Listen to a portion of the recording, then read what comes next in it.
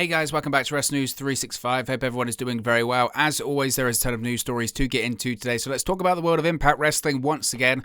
We spoke about Braun Strowman, didn't we, last night? We spoke about Braun Strowman and possibly him coming into Impact Wrestling, a feeling within Impact that he's likely to land there. And certainly there have been talks held between Impact and Braun Strowman. Now, Strowman has spoken to AEW as well, but as of right now, his 90 days are up. He can talk to whoever he wants to talk to in the world of pro wrestling, and he spoke about where that could be next because he did a Twitter Q&A yesterday, and it's kind of indicated that he's going to make his mind up very soon, or that he hasn't yet made his mind up on where he's going to land in his post-WWE career. Now, Braun Strowman is reportedly close to deciding his next move following his WWE release. Now, Strowman did a quick Twitter Q&A, Ask Me Anything, yesterday amidst the rumors of Strowman's possible move to another promotion. He provided an update on the time frame and where he could land next. Now, Braun was asked whether he's looking to join a wrestling promotion soon. He responded to the fan and stated that he will make his mind up soon. So this is what the question said, quote, at Adam Scher 99, looking at any company to perform in, bro, because we miss you for real, for real. And Adam Scher responded with, quote, making my mind up soon. Now, as I mentioned yesterday, as per the latest report from Fightful, Impact Wrestling is, quote, heavily interested in signing a deal with the former Universal Champion. Now, the monster among men continues to work on his physique. There's reports that he wants to get into bodybuilding and compete in some bodybuilding events. He's got into unbelievable shape since his WWE release. He looks completely ready to go and ready to step back into the squared circle. We had seen some images that he posted to his Instagram profile of him actually being back in the ring, staying in ring shape. Now, look, again, as I mentioned before, Braun Strowman in 2016, 2017, 2018 was one of the biggest stars in WWE. He was one of the most popular stars as a heel or a babyface.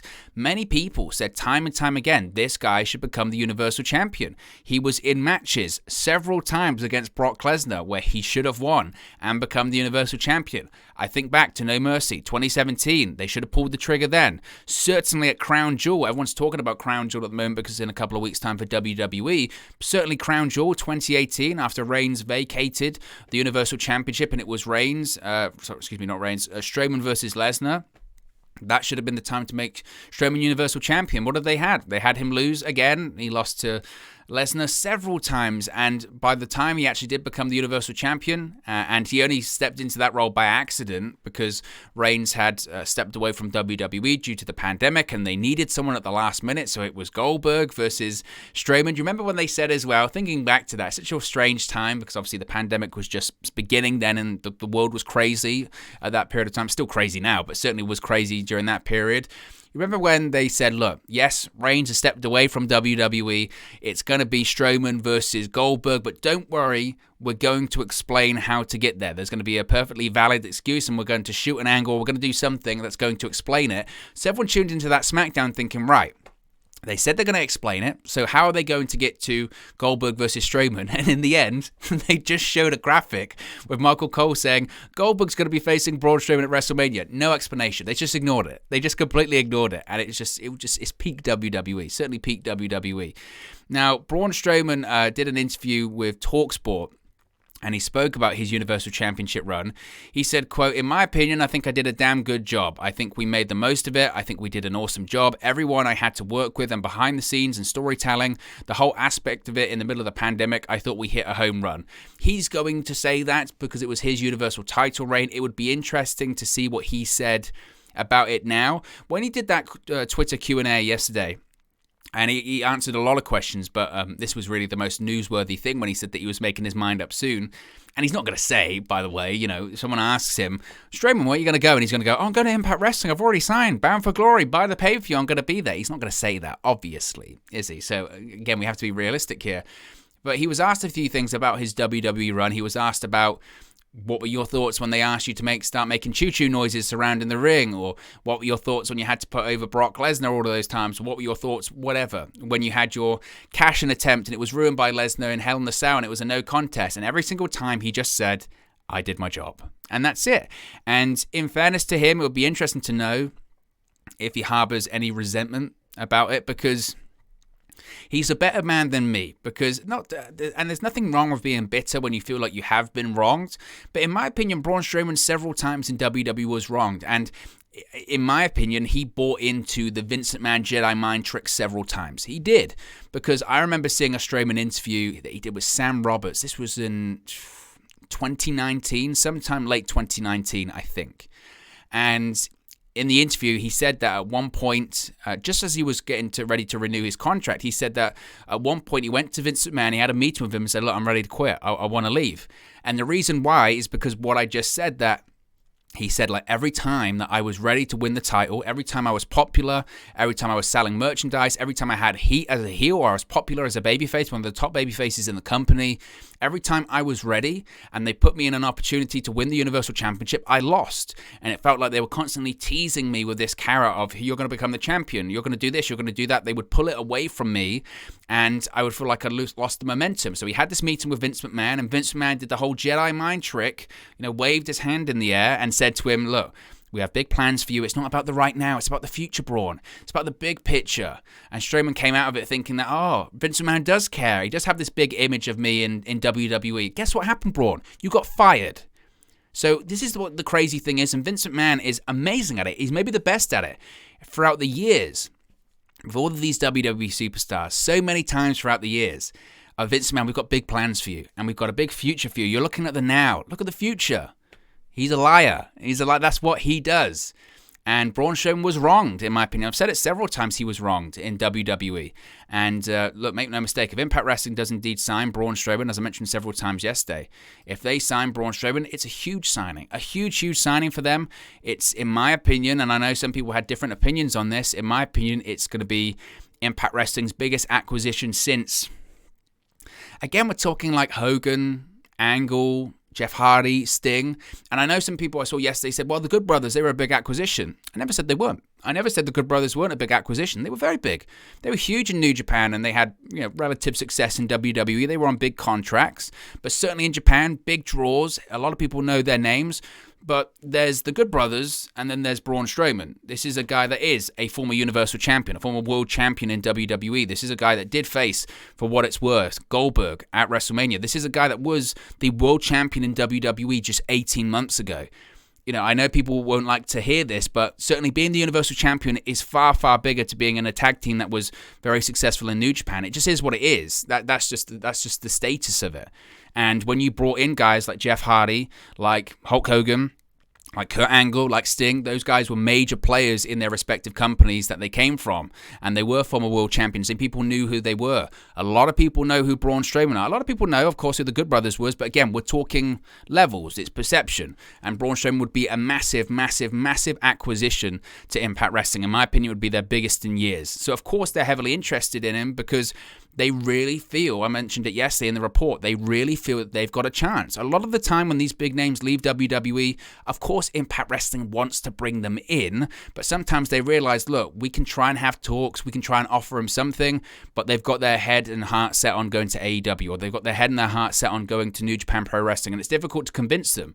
They feel they've got a realistic shot at signing Braun Strowman, which would be a massive, massive, massive deal for them. It really, really would. So it'll be interesting to see what happens, but as I mentioned yesterday, my gut feeling is that Braun will end up in Impact Wrestling. Let's talk about the Digital Media Championship. Yes, because the tournament is underway to crown the first ever Impact Wrestling Digital Media Champion.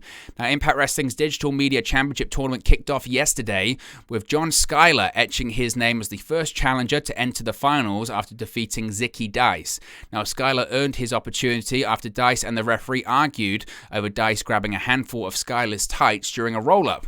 What the referee didn't see, though, was Skyler used the exact same formula as Dice, thus granting him the pinfall victory. Skyler will meet 5 other finalists at the concluding ceremony to crown the inaugural champion on Saturday, October 23, live at the Countdown to Glory events at 9:30 Eastern Time. As reported before, the inaugural Digital Media Champion will be obligated to defend the title on all of Impact's broadcast and social media platforms. The single elimination tournament for this week continues today with Hernandez battling Crazy Steve. This event will resume next Tuesday and Wednesday with 2 more added matches. Those participants will be revealed very soon. Of course, stay tuned. Once they are announced, we'll cover it here. So I've seen a lot of people talking about the Digital Media Championship once again when we covered it, when the title was announced last week. Still not sold on the name, to be honest with you. I'm not. Like with anything in pro wrestling, it is growing on me, but I still think the Cyber Championship, the Internet Championship, the Digital Title, there were better names. Digital Media Championship is very corporate, but again, Anthem is a big corporation that owns Impact Wrestling, so what do you expect for it? I'm not opposed to the idea, again, of having a title that's specifically defended just on social media or just on digital platforms. I think it's smart to drive eyeballs to it. As I mentioned at the time, you have to give the viewers a reason to care. Just saying, oh, if you purchase or if you sign up to Impact Plus or you sign up to become a member for the YouTube channel Ultimate Insiders, whatever it's called, just because you sign up to that, you can watch the Digital Media Championship. That will drive some people there, but what will really drive people there is the names that are chasing for that title or the storylines that are involved in it. If some of the biggest names in Impact Wrestling are chasing that title or the storylines or the matches that great, that's really what will drive people there. If you say there's a Digital Media Championship match on Impact Plus and you say, who is it between? And you say, I don't know, Rohit Raju and Zicky Dice, you'll go, okay, I might watch it, I guess. But if you say, oh, it's between Josh Alexander and Ace Austin, oh, and it's a 45-minute Iron Man match, of course, I'm exaggerating there, but you get my point. You have to still book it as a strong championship for people to want to watch those matches, in my opinion. So we'll wait and see what Impact does with that. Another thing I do want to say, and I've seen a lot of people say this too, it does look very much like the AEW World Championship, doesn't it? It does. It's got the similar shape and the similar side plates and all that kind of stuff. The shape is very, very similar. Now, I don't know. I really don't know. I can't give you an answer if the same person made both bouts. Sometimes that is the case. Was it Leather by Dan? Makes quite a few of those titles and all that kind of stuff. So I don't know. I really don't know. But it does look a lot like the AEW World Championship, doesn't it? It does. And people are already doing those comparisons. But John Skyler's in the final. We'll wait and see who joins him. This was an interesting story. Now, TJP, who, as you know, I certainly don't agree with a lot of things that TJP has said over the course of the last 18 months on a variety of topics. No doubt, phenomenal pro wrestler. One of the real great pro wrestlers that are out there today. His Iron Man match with Josh Alexander on Impact Wrestling a few months ago, spectacular. Absolutely spectacular. Was it on Before the Impact? It was amazing. It was amazing. And he's a great pro wrestler. But some of the things he says, I just raise my eyebrows at, or I just go, what? And this is an interesting one. He spoke about the origins of the Manic character. Now, Manic, of course, is a former X Division champion. It was part of the storyline when Rohit Raju lost the title to Manic. He defeated TJP. TJP wasn't allowed another opportunity at the title, but Manic won it, and he was trying to prove that Manic was TJP, etc., etc. So he spoke about the origins of becoming Manic in an interview of Cage Side Seats, and this was an interesting one. He spoke about how Manic was kind of similar to what the Demon King is to Finn Balor, and that he was doing it way before Balor. Now, this is what he said, quote, I don't know who came up with Manic, but I said, okay, we could do something with that. It's better. I pitched a lot of different ideas for the character change. This is when he went from suicide into being Manic. I had wanted to do something based on Aswang, which is Filipino folklore. It's like our vampire, ghoul, werewolf type thing. I wanted to turn it into a Great Muta type character, sort of what Demon Balor is now. I don't think he was doing that at the time yet, but that's sort of what I wanted to do. Has to put it there, doesn't he? Has to put it there. Has to put it. That's what I said when I saw this comment by TJP. I thought, why does he have to put that in there? Why does it? And that's sometimes when I just roll my eyes at sometimes with TJP in these interviews, because he does stuff like this. That's such an unnecessary comment to make. It's like Demon Balor is, but I was doing it first anyway. You know, it's like. Okay, well, great. And I don't know when Finn Balor, Prince Devitt started to do the whole spray paint thing. He's been doing it a while. If he's talking about Manic coming into Impact, that was in, 2013? And I'm pretty sure Prince Devitt was doing the spray paint stuff by that point. Again, I might be wrong, but it's not a million miles off. But okay. He says, I don't think he was doing that at the time yet, but that's sort of what I wanted to do. They had taken the mask off and everything, and I said, what if we have a character that is me and this character at the same time? Sometimes it's this character, sometimes it's me. We had a lot of starts and stops, but what we ended up getting was Manic and this new suit. So there you go. You can answer that in the comment section below. Do you think Manic is like Finn Balor's Demon King? Is it the same thing? Did TJP do it first? You can do the research for me on that one. I think that's an interesting comment, to say the least. The full lineup for the Knockouts Knockdown tournament has been revealed. Of course, that is this coming Saturday. I will be doing a watch-along and a post-show for that, so be sure to subscribe, bottom right-hand corner. Click the notification bell. You'll be notified when I go live Saturday nights for the watch-along and for the post-show. But the full lineup is set for Impact Wrestling's Knockout Knockdown event. Impact Wrestling announced yesterday that Brandi Lauren will be taking part of the Knockouts Knockdown tournament. She is the 8th and final entrant to be confirmed, joining the likes of Mercedes Martinez, Lady Frost, Renee Michelle, Chelsea Green, Tasha Steelz, Jamie Senegal, and Rachel Ellering. Now, it must be said, I have no idea who wins it because I haven't looked at the spoilers, so I couldn't tell you. That's what I really want to do going into that event on Saturday. I don't want to know the outcomes. I don't really want to know anything about it. I've seen some things because it's difficult to avoid it, especially when you cover a lot of Impact Wrestling here on the channel. But I'm doing my very best to avoid some of the spoilers, so I really don't know who wins it or anything like that. So that's good. So this is what Impact Wrestling said, quote, the 8th and final entrant in the Knockouts Knockdown tournament at Impact's returning all-knockout event is the bone-chilling undead bridesmaid Brandi Lauren. As her search for souls continues, Lauren will also look to bring gold to the terrifying trio alongside Su Yung and Kimberly, because of course they've been a faction. Now, Lauren was released by WWE during a round of NXT roster cuts this past May. The winner of the Knockouts Knockdown tournament will get a future title shot at Impact's Knockouts champion, which of course the title is currently held by Deonna Purrazzo, but Purrazzo is set to defend the championship against Mickie James at Bound for Glory. So you never know. He could be facing Purrazzo, could be facing James. I suspect they'll probably be facing Deonna Purrazzo because I think Mickie James is going to put Purrazzo over at Bound for Glory. But that's a different time. That's a different video for a different date. Finally, I want to talk about Gail Kim. Now, obviously, Gail Kim's heavily involved in the Knockouts Knockdown event. She's producing it. She's an agent, producer, involved in creative behind the scenes in Impact Wrestling. She hosted Tuesday's Impact Wrestling Press Pass podcast with Mickie James and Deonna Purrazzo, hyping up that aforementioned Knockouts Championship match at Bound for Glory. But she was ultimately asked about the likelihood that she could return to the ring as well. She retired in 2019, I believe so. Her last match in Impact Wrestling was a loss to Tessa Blanchard in 2019 at Rebellion pay-per-view, but I think she had her final match in something like, it was in like the UK or something like that. It was actually a non-televised event. Nevertheless, she was asked about would she be interested in coming back. She said that she's often asked about unretiring, returning to the ring by fans and by talents like Jordynne Grace, etc. She said, despite the positive feedback from fans and talent wanting to see her in the ring one more time, Gail said she doesn't really see the point as she's already got what she wanted from her final match. She said, quote, no, listen, I never know what to say to this. I just think it's really great to end my in-ring career. In terms of personally, I think every wrestler, Deonna, Mickie, everyone, if you have your final match and you're very satisfied with that match, it's really hard to open the door again because there's not many people that get to finish their careers where they feel at peace. That's my main reason. But I just don't see the point of it.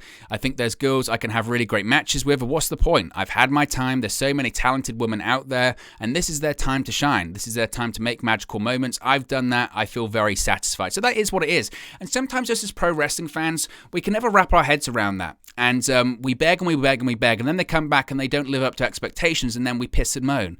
It was the same with Shawn Michaels. For years and years and years, people said, Shawn Michaels, he should come back. Oh, he should come back. He should come back and he should face AJ Styles. He should come back and he should face whoever. And then he came back, people went, he shouldn't have come back. In fairness, it's apples to oranges because people wanted him to come back, but they didn't want him to come back for a Saudi Arabia event against The Undertaker and Kane. The match was horrible and Triple H tore his pec in the first 5 minutes. That's fair. But sometimes that's the thing with pro wrestling, isn't it? We want a perfect retirement. We get a perfect retirement, and then we want them to come back out of retirement, and then we complain when they come out of retirement. Because that's pro wrestling at the end of the day, right? But it is what it is. But look, guys, as always, this is just one man's opinion. What are your thoughts on all of these Impact Wrestling news stories we've spoken about today? Let me know your thoughts in the comment section below. I'll do my best to respond and reply to all of your comments. Really enjoy interacting with you guys, talking about Impact Wrestling, AEW, WWE, New Japan Pro Wrestling, all things pro wrestling here on the channel. So be sure to get involved in the community, drop a comment below. All opinions are welcome. If you have enjoyed this video, please do smash a like on the like button too. Really does help us out here on YouTube. Got the rankings and get into people's recommendation feeds if they haven't seen our videos previously. But most importantly, if you haven't already, please do subscribe to Wrestling News 365. You can do that by clicking the bottom right hand corner of the screen right now, or if you wait a few seconds, there'll be a subscribe button at the end of this video along with another video for you to watch. Thank you very much for watching, listening, streaming, or have you come across this video today, and I'll speak to you again very, very soon.